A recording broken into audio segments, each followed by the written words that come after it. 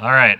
Well, I'm very happy to be here. This is my first time at any of the roguelike events, but I've been watching the streams and the videos. So, as mentioned, I'm the developer of Tangledeep, which came out earlier this year. It is my first game as a game developer, although I've been on the audio side of things for a while as a composer, and then after working on Dungeon Man's, Jim Shepard's project, I kind of got the roguelike bug to sort of make my dream game, and actually Josh's talk really spoke a lot to what I went through, so I think his advice was spot on. So first, just to describe briefly what Tangledeep is, to give you an idea of the lens that I'm looking at difficulty through, I'm going to let a writer at PC Gamer sum it up. I just want you to internalize this description. I think it gets slightly worse every time I read that. Quite unusual. Turn-based combat, quite unusual. So, yeah, actually they did like the game. It's just funny how the term roguelike and roguelite has sort of lost its meaning to the mainstream. Anyway, so this is what the game looks like. And you can probably intuitively tell, if you haven't played it, the kind of audience maybe that we're going for is that the idea is to try to appeal to more people as opposed to just simple character-based graphics.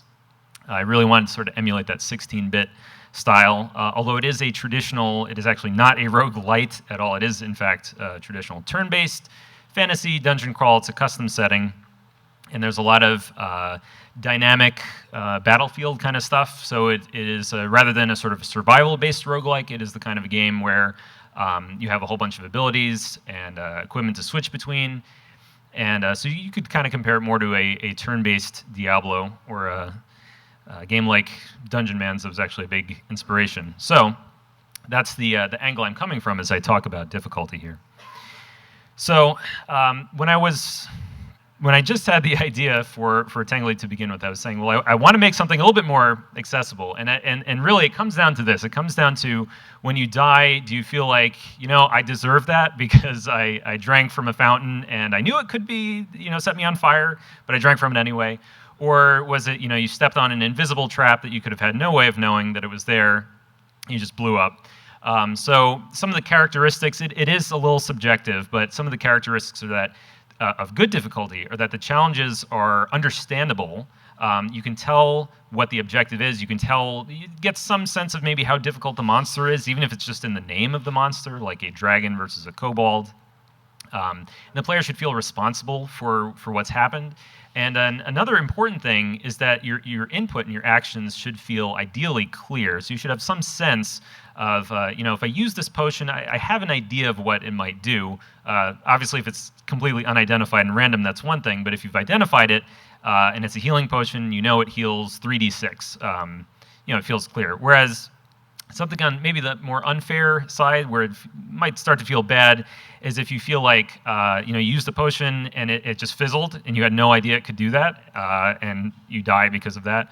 Or there's just a lot to memorize, so there's hidden mechanics or things where you have to have a wiki open on one screen in order to have any chance at all of beating the game. And I'm not saying that a game that has a wiki is bad. I mean, Tangledeep has a wiki as well, but the more that can be presented in the game, the better, ideally. And then, so this is not necessarily good or bad difficulty, but then there's artificial difficulty. And this is something that, these are some contrived examples, but maybe not as contrived as you might think, because, and like the second one there, like slaying 1,000 boars to get to the next, be able to complete the next level, that's something that, there are a surprising number of games out there, particularly kind of JRPGs, which is sort of cut from the same cloth as Tangledeep. They sort of rely on that, where you literally just can't beat this boss until you grind a lot. And yes, on paper that does make the game hard. Yes, it's understandable, it's clear, and all that other stuff, but it's artificial.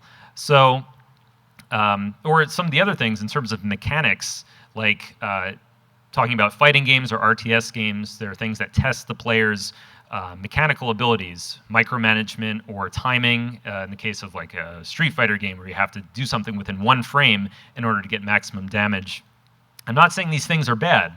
They're not inherently bad, but the idea that simple versus complex and easy, hard, and good and bad, these are all separate scales. And so it's something to keep in mind when we're designing roguelikes, is that you can have a game that's simple, but it's hard. And that was more or less what I was going for with Tangledeep. And it matters because when the player feels like things are fair, and when they feel like their skill and their decision making is what leads them to either beat the game or at least get to a deeper level of the dungeon or a higher level of the dungeon, ultimately that's what makes them feel accomplished, and it enables them to learn the game more and to feel like they're gaining mastery and not just getting further because of the RNG.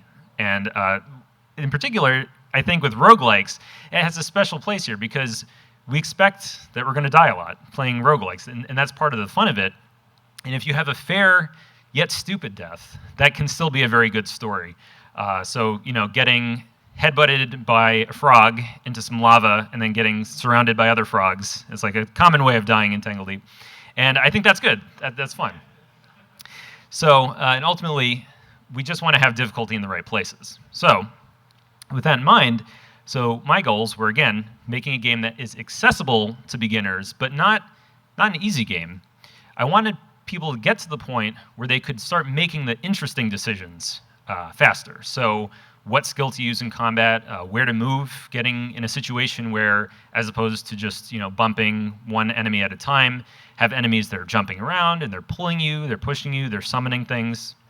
And at the same time, my goal was to eliminate things that were adding difficulty, maybe that sort of artificial difficulty, but not necessarily adding fun. So these are some of the specifics, and these are the good intentions. So we'll get into not everything worked out as intended, and that's part of what I want to talk about. But some of the key things were making things clear in-game to the player. So your actions, your skills, items. So I got rid of things like item identification is no longer a thing. And instead, it's more of a Diablo style where a piece of equipment could have any one of 100 mods, or it could have 5 or 6 or 7 mods. Reducing the impact of the RNG. So instead of going with a D20 or D6 based system, the damage ranges are pretty tight. And then getting rid of deaths due to attrition. So dying because you ran out of potions on the last floor. So again, these are the ideas that I went into this when I first started.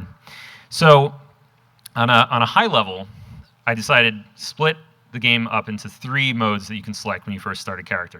And the first one is heroic mode, which is a meta progress based system.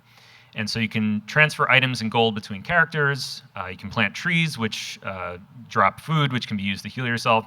You can raise pets, but otherwise there's permadeath. So there's no transfer of skills, there's no transfer of experience. There's hardcore mode, which is traditional roguelike, straight up. When you die, that's it. And then there is the sacrilegious adventure mode, which does not have permadeath at all. It's the exact same game, except when you die, you just lose experience, you lose job points, which are used to learn skills, and you lose gold. And I'll talk about that in just a second. But first, on the meta progress side, so this is something that is very contentious. I'm sure all of you actually have opinions on meta progress in roguelikes. And it's challenging to balance properly. My thought process for this is that when meta progress results in your absolute potential increasing with each run, it's more likely that people are going to feel maybe a little bit more frustrated by it. For example, Rogue Legacy, which is a great game, I'm not saying it's a bad game at all, but if you find an item, a sword or something like that, you can't use it on your current character. You have to die in order to use it on your next character, which some people might find frustrating, or unlocking this awesome skill tree, but you have to spend your gold, and you can't spend your gold until you're dead. So my thought process was, well, rather than using meta progress to increase our power little by little with each run, instead, let's use this to just get the player through the early game sooner. So if over time you've banked items, or you've raised a really great pet, you can get up to the point where you found those items to begin with. So if it's like a rank 5 item, just to use an arbitrary number, maybe that'll help you get to rank 5 faster. And in the case of planting trees and raising pets, it makes sense in the context of the world. Again, it is sort of like a JRPG-based game, so there's a whole monster capturing mechanic. And so the idea that your monsters are just like in a corral somewhere for your next character, it makes sense. So people mostly like this, and I think this worked out rather well. But here's the thing that might have caught your attention, which is having a non-permadeath mode. And based on our analytics, about 30% of people play this mode.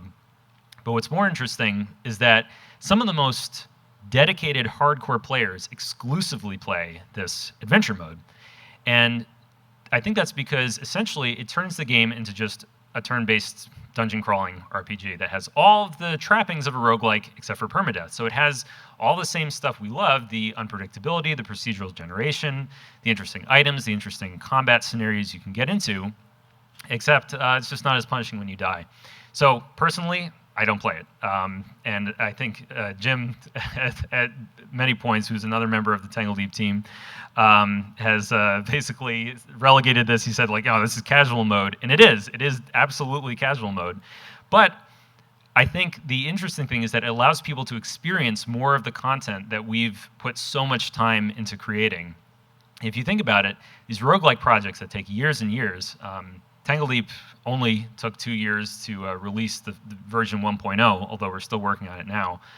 There's so much content in the game that if I look at the chart of how far people have gotten, but the people that are making it to the end game, it's like 2% of all runs get to the end game, which even that is pretty good. But by having a non-permadeath mode, it's allowing people that would otherwise say, you know what, I wouldn't even touch this game because of permadeath.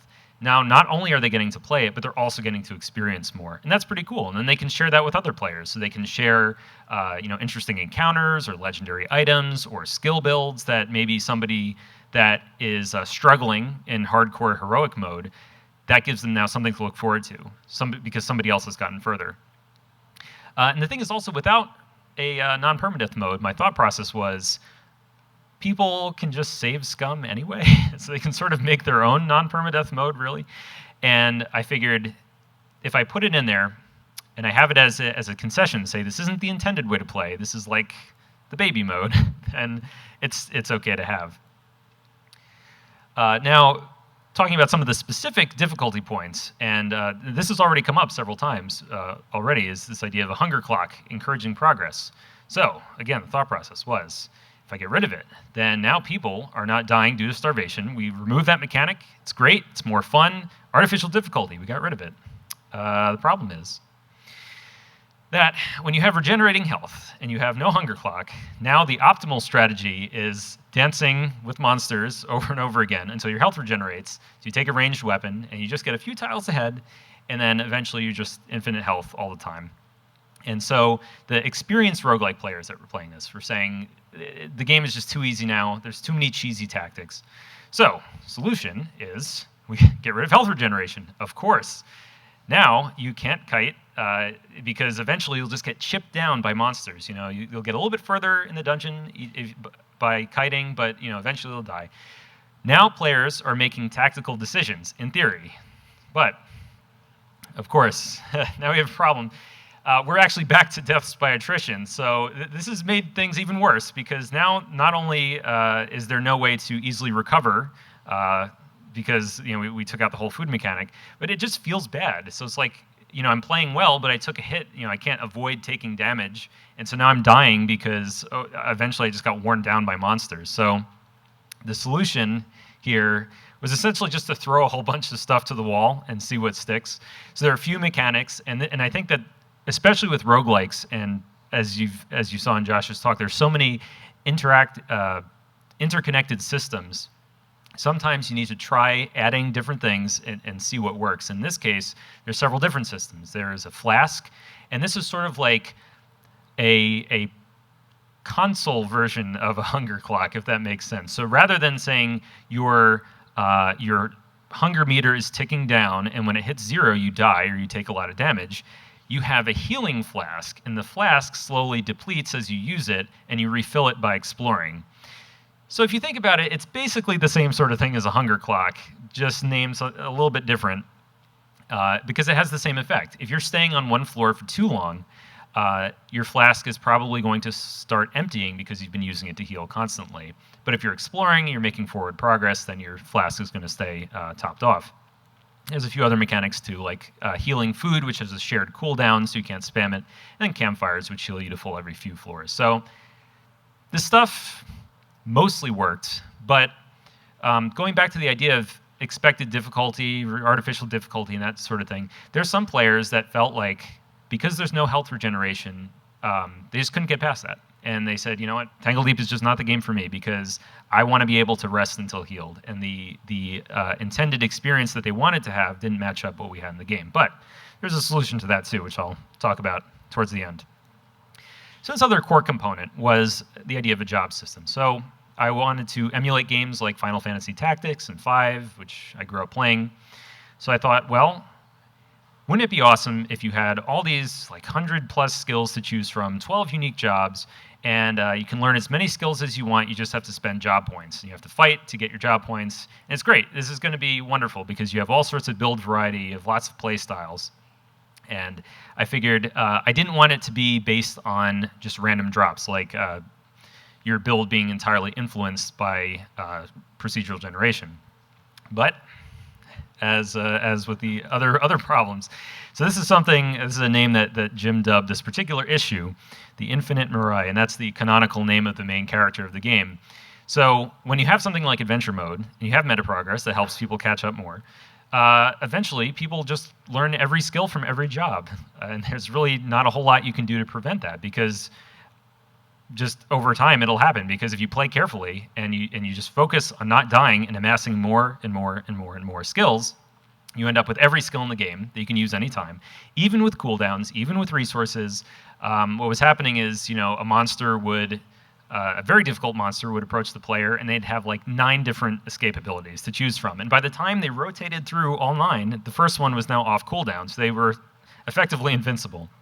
And what the veteran players were saying, day in and day out, was the 2 hotbars we have is not enough. We have so many abilities. We want more hotbars because it's annoying to go into the UI to use them from a book interface. So what we did was actually limited the hotbars instead.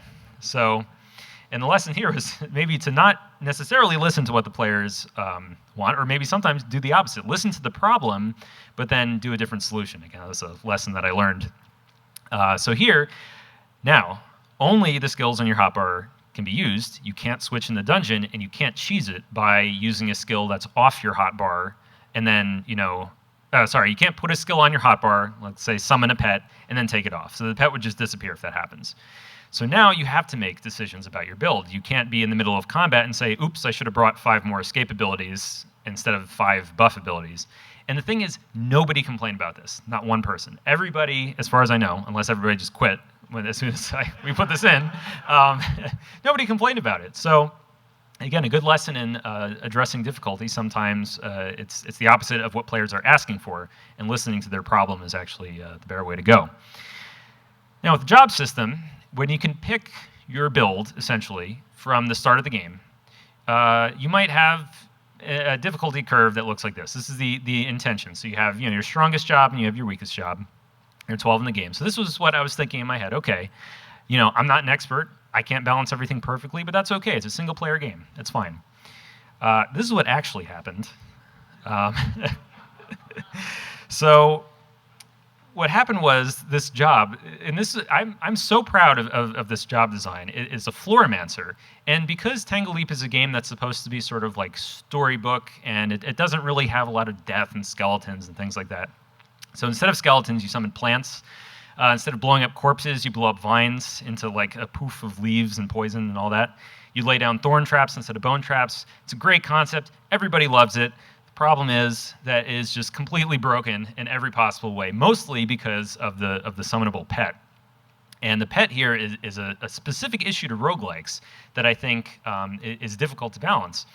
When you have a pet, it doesn't just give you more offense and more defense, like let's say your dog, or in this case your pet Floriconda is, I didn't come up with that name, by the way. It's not just attacking the enemy and taking hits, but also it's giving you more actions. And in roguelikes, which have these discrete turns, having an extra turn where the monster is attacking the pet is attacking the monster, that is massively powerful, because now you can do anything else with that. You could summon another pet, you could drink a potion, you could run away. and they're interfering with monster movement. Again, something that when you have a grid-based game is a massive benefit. So if it were a game where the monster could just sort of squeeze through 2 tiles to get to you, wouldn't be as much of an issue. But in a grid-based game where pets can literally block the way, it is just very, very easy to have pets that are far too powerful. And the quote there at the bottom, well, it's single player. Well, why am I talking about this? Why does balance matter? Who cares, right? It's not a PvP game. There are leaderboards, but who really cares about that? And this is why people care. This is why I care. These are 2 Steam reviews from early in Tangledeep's post-launch. Somebody that says, it is far beyond hard difficulty, it is broken, and they can't recommend it. Negative review, thumbs down. And then another guy that said, he was trying not to trivialize the game, and he beat it on his first try. Incredible. Also gave it a negative review, thumbs down. So, when you look at these 2 things, you're like, what did I do? What did I do wrong? Why am I a game developer? So, Jim knows what this is like. So, when you have a job that's so unbalanced, or a weapon, or an item, or anything that is so far beyond what everything else is in the game, then it leads to a drastically different player experience. And so, the thing is that balance actually really does matter, even for a single-player game. And so when there's something, you can do your best to balance it, obviously. I mean, and balance could be its own entire talk, but when you have something that's very weak or very strong, it should be marked as such. So the guy that thought the game was broken, my guess is he was probably playing one of the harder jobs in the game. So one of the UI changes we did is when you're making a character, now there's like a difficulty rank next to each job. Jobs that are very hard, we also lock those. They're not difficult to unlock. It doesn't take too long. If you're an expert, you could do it in an hour or 2, probably. So when you have stuff like that, maybe don't let a totally new player pick a job like the Gambler, which has an escape, but the escape sends you in a random direction and could just as easily send you into another monster. So just lock that, let people build up to it. Or if there's something that's just ridiculously strong or weak, just remove it from the game. So the point is that balance definitely does matter. Another difficulty problem that came up that I tried to address through this mechanic here was the idea of sort of selecting the kind of encounters that you want to face. So for Tangledeep is a game where it's a linear dungeon crawl. There's a few side areas, a little bit of branching paths, but for the most part, it's a linear crawl of 20 floors. It's not an open world game. It's not a game with a world map with different dungeons to go into. So when you have a game like that, where there is an open world and there are many different places to go, then the player can say, well, I'm a little bit under-leveled, I didn't have good drops, so I'm going to go to this area of the world, get a little bit of experience, get some items. But Tangledeep, I tried to limit its scope, so I didn't have that sort of mechanic in there. And this was my sort of cheat or workaround, maybe, to sort of limitlessly expand the spectrum of difficulty options within the game by allowing you to enter any of your equipment, and each piece of equipment is a mini dungeon. If you played Disgaea, it is literally just a ripoff of item worlds from Disgaea. And this allows us to show off more content, lots of weird stuff because it's a dream sequence. So you can have monsters that spin around every time they move. You can have monsters that are like 3 times as big for no reason at all. And this proved really effective in addressing that sort of difficulty curve problem, because what we were seeing was that players would maybe beat the first boss, and then there was like a dramatic drop-off of people progressing past that because, again, despite my best efforts, I'm not an expert at balance, so I wasn't able to perfectly balance that transition. But with the Dreamcaster, we can say, if you're not quite powerful enough, or you didn't get the right, let's say you didn't get a high-rank sword and you're a sword user, you could go and enter your lower-level sword and power it up a little bit more. You can target the difficulty that you want to go to. And roguelikes, again, people are still going to die. There's still going to be difficulty spikes. But it's letting people sort of grind, but not really, because you're limited in how often you can do this. It's proved to be a pretty good solution for that. And people really like it. I also really like it because it lets me get off a little bit more easily on the balance side of things. So if there is a little bit of spiky difficulty at times, I can just say, well, did you go the Dreamcaster enough and power up your items and so forth? So that worked out pretty well. Another thing that we put in post-launch, and this was after observing what people were doing and how people were playing the game, especially listening to all the people that were continuously saying, even with the Flask and the Campfires and the food, there's no health regeneration. And they said, we don't want to play it, negative review, etc. So we added in a slew of options that are essentially just toggles that change the difficulty in discrete ways, but they're all individual. So rather than just picking adventure mode, heroic, hardcore, you could play hardcore mode, but turn on health regeneration. Or you could play adventure mode, but remove gold drops, so now you have to sell your items in order to get gold. Or reduce the food cooldown, or make every monster in the game a champion monster. So this makes the daily and weekly challenges more interesting. But more importantly, these options are universally liked, and it's because I tried to present them in a way that you're not required to go through this list every time you start a new character when you first start the game. They're kind of tucked behind a menu within character creation, and so it doesn't interfere with normal startup, and it's presented as, this is not the intended way to play the game. This is optional. We encourage you to play it regularly, but if you really want to mess with it, have fun. And this is probably most comparable to sort of more old school features like a dev console or a wizard mode. I mean, we have a dev console, but it is just like for development stuff, so it's not enabled in the main game. Or even the idea of, talking about accessible console games, cheat codes. So, I mean, many of you probably played games like GoldenEye, maybe on Nintendo 64, and that's an example of a game just littered full of cheat codes, or old PC games.